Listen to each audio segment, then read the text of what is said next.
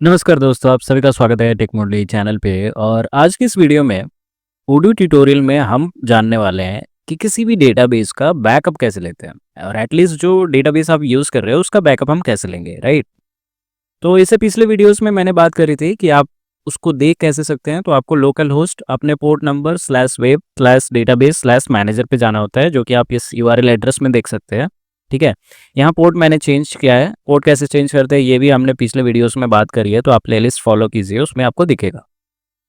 अब यहाँ मेरा जो डेटाबेस है वो है TestDB1, राइट? अभी मुझे इसका बैकअप लेना है। ठीक है, तो इस पे आप क्लिक भी कर सकते हैं। मैं यहाँ open link in new tab करता हूँ और देखते हैं कि इसमें है क्या। तो इसको ओपन करने के लिए सबसे पहले आपको अपना ईमेल पासवर्ड चाहिए, राइट? तो मैं यहाँ पे कर देता हूँ एडमिन एंड मैं लॉगिन करता हूँ।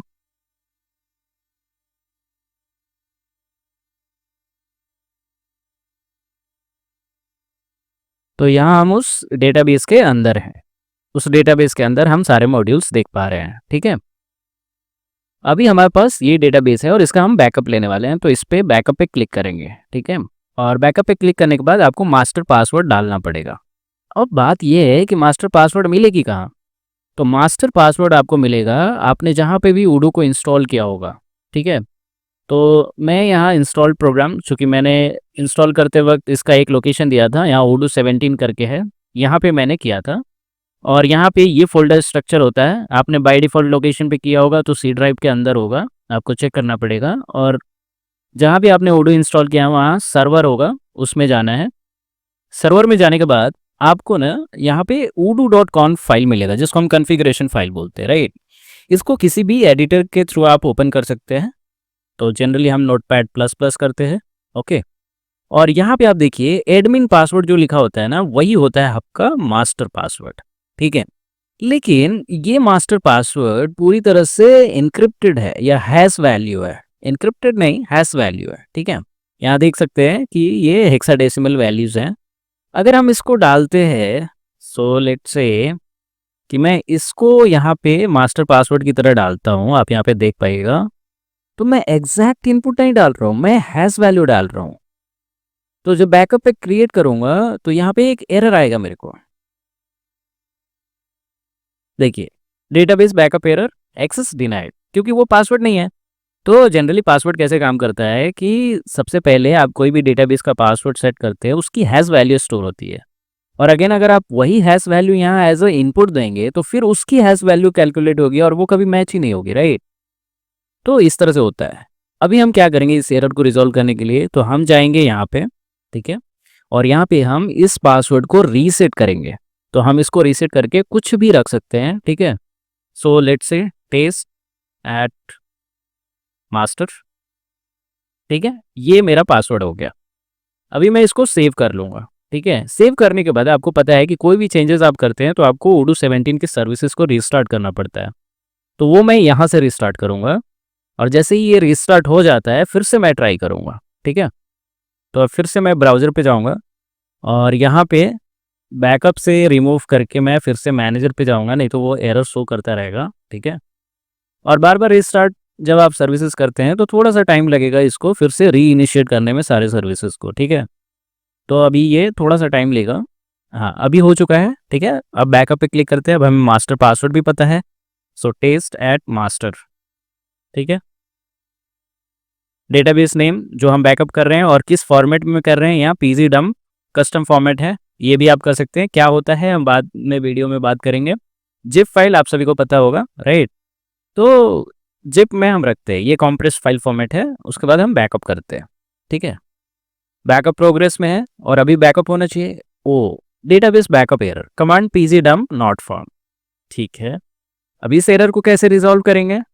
तो इस एरर को रिजॉल्व करने के लिए आपको फिर से odoo कॉन फाइल में जाना है। odoo कॉन फाइल कहाँ मिलेगा आपको? तो उसी फोल्डर में जहाँ पे आपने odoo को इंस्टॉल किया है, सर्वर के अंदर जाना है। ये odoo का रूट फोल्डर, उसके अंदर सर्वर, सर्वर के अंदर odoo.conf फाइल, और उसको ओपन करने के बाद आपको ये सारे कंटेंट मिलेंगे। हमने एडमिन पासवर्ड चेंज किया है, मास्टर पासवर्ड उसी को बोलते हैं। ठीक है, और अभी हम यहाँ पे आएंगे तो pg पाथ लिखा होगा।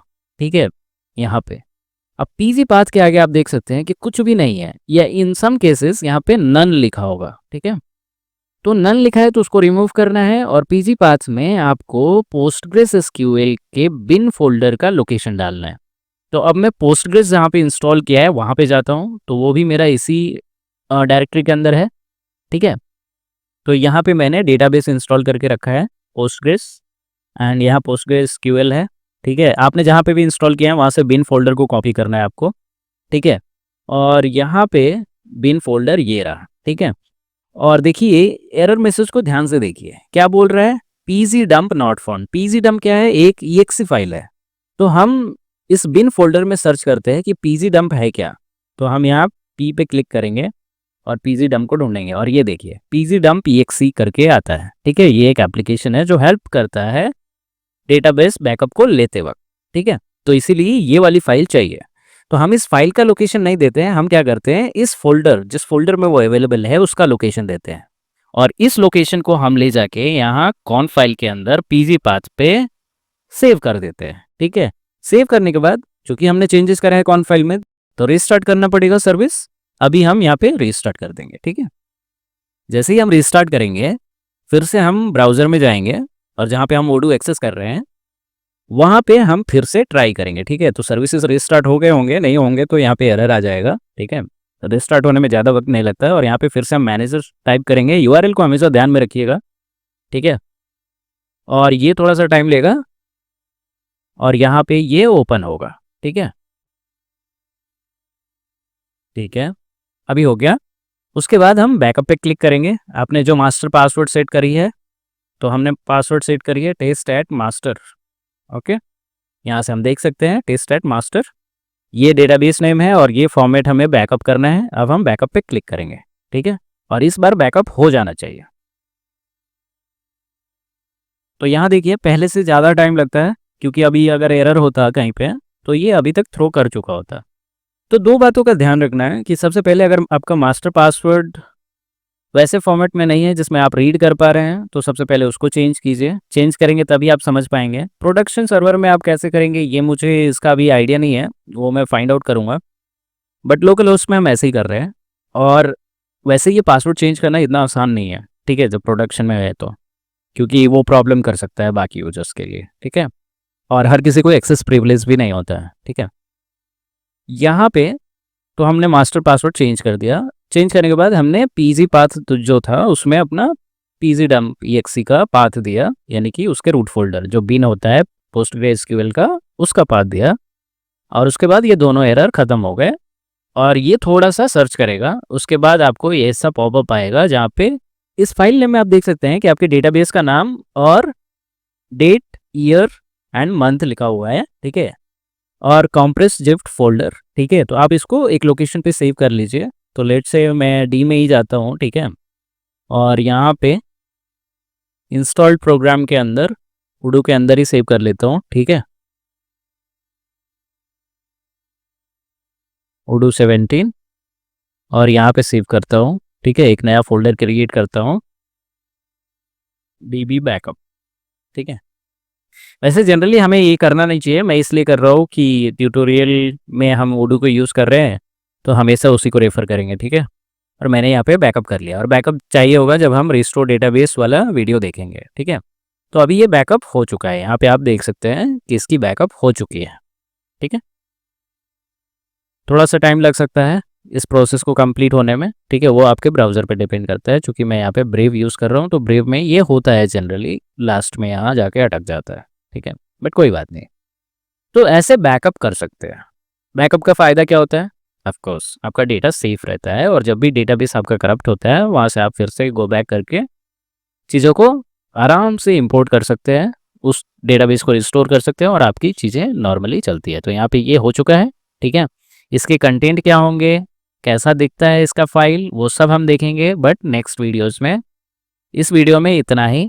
आपको 2 एरर सॉल्व करने को मिला, और कैसे बैकअप लेते हैं डेटाबेस का ये भी आपको जानने को मिला। तो आई होप कि इस वीडियो में मैंने आपको इन्फॉर्मेशन दिया। मिलते हैं नेक्स्ट वीडियो में, तब तक के लिए धन्यवाद।